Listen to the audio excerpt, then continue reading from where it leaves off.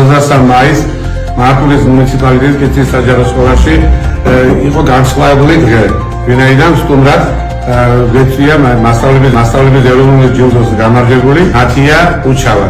ჩვენთვის ეს ყოველთვის სასიხარულოა, ვინაიდან ნათიამ ჩვენი სკოლა შეარჩია. ერთ-ერთი საფუძველი იყო, რომ მისი გარდაცვლილი ვალიკო ხოხლა იყო ჩვენი სკოლის მათემატიკის მასწავლებელი. კიდევ ერთხელ ნათიას მადლობას მოვახსენებთ, ეს რომ გაახარა სასკოლო საზოგადოება, ბავშვები თავისი ხელმოქმედებით.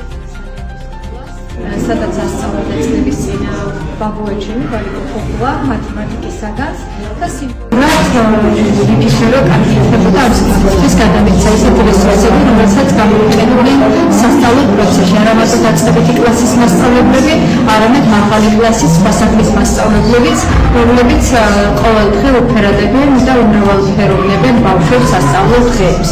მადლობას ვუხდი სკოლას დირექტორს ბატონ გიორგის ასეთი გულთბილი ემოციური დახვედრისთვის და წარმატებებს უსწრებს.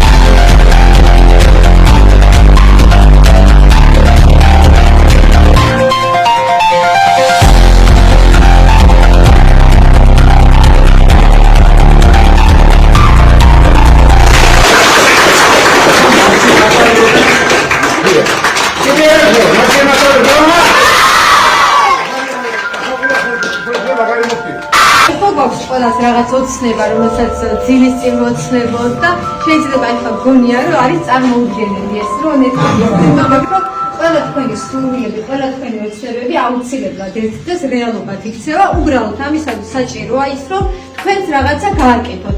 ყოველი დღე გამოიყენეთ იმისთვის, რომ თქვენს ოცნებას წინ მიუახლოვდეთ ერთი ნაბიჯით და გარწმუნებული ვარ, რომ ყველა თქვენი ოცნება ასრულდება ერთდროს და ამისათვის საჭირო არის შრომა, სწავლა არ დაიზაროთ. თავი არის განათლება და ვისურვებდი, რომ მომავალში უკვე თქვენ როგორც წარმატებულ ადამიანებთან შევხვედროდით და უკვე თქვენგან განეზიარებინა თქვენი გამოცდილება და ცოდნა და ასეთ იქნება გარწმუნებული.